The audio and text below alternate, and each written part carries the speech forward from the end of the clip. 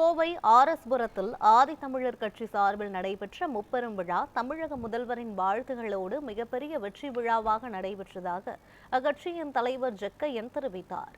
கோவையில் ஆதித்தமிழர் கட்சியின் சார்பில் முப்பெரும் விழா அக்கட்சியின் தலைவர் ஜக்கையன் தலைமையில் நடைபெற்றது.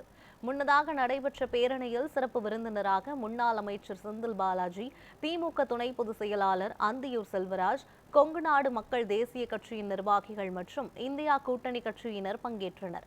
குறிப்பாக இந்த நிகழ்ச்சியானது அருந்ததியர் உள் ஒதுக்கீட்டின் 16ஆம் ஆண்டு வெற்றி விழாவாகவும், காலனி என்கிற பெயரை அரசு ஆவணங்களிலிருந்து நீக்கிய தமிழக அரசுக்கு நன்றி தெரிவிக்கும் விழாவாகவும் கொண்டாடப்பட்டது. இந்த நிகழ்வில் திராவிட முன்னேற்றக் கழகத்தினுடைய அமைச்சர் பெருமக்கள், நாடாளுமன்ற சட்டமன்ற உறுப்பினர்கள், இந்தியா கூட்டணி தலைவர்கள் கலந்து கொண்டார்கள். எல்லோருமே இந்த இருக்கின்ற அரசியல் சூழ்நிலையில் இன்றைக்கு இந்த நாட்டை, குறிப்பாக தமிழ்நாட்டை பாதுகாக்கின்ற ஒரு மிக முக்கியமான ஒரு தேர்தலாக இந்த 2026 தேர்தலை நாங்கள் பார்க்கிறோம். வட இந்தியர்களுடைய அல்லது பிஜேபியினுடைய கால்கள் தமிழ்நாட்டில் எந்த இடத்திலும் பரவிவிடக்கூடாது என்பதில் நாங்கள் உறுதியாக இருக்கிறோம். அதில் இன்றைக்கு எங்களுக்கு ஒரு ஆயிரக்கணக்கான மக்கள் இந்த விழாவில் கலந்து கொண்டது உண்மையாக பெருமகிழ்ச்சியாக இருக்கிறது.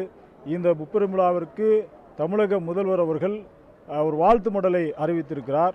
அது மிகப்பெரிய ஒரு அங்கீகாரமாக நாங்கள் பார்க்கிறோம். அந்த வாழ்த்து செய்தியில் தமிழக முதல்வர் அவர்கள் அருந்ததி இடஒதுக்கீடுக்காக கலைஞர் அவர்களும் முதல்வர் அவர்களும் எந்த அளவிற்கு முயற்சி எடுத்தார்கள், அதை எந்த அளவுக்கு சட்டமாக்குவதற்கு போராடினார்கள் என்பது பற்றியெல்லாம் தெளிவாக குறிப்பிட்டிருந்தார். அதேபோல் இந்த மாநாட்டிலே நாங்கள் சில கோரிக்கைகளும் முன்வைத்திருந்தோம். அந்த கோரிக்கைகளை நம்முடைய தமிழ்நாடு முன்னாள் அமைச்சர் செந்தில் பாலாஜி அவர்கள் கனிவோடு பரிசீலிப்பதாக, முதல்வரிடம் அவருடைய கவனத்துக்கு கொண்டு செல்வதாக உறுதியளித்திருக்கிறார்.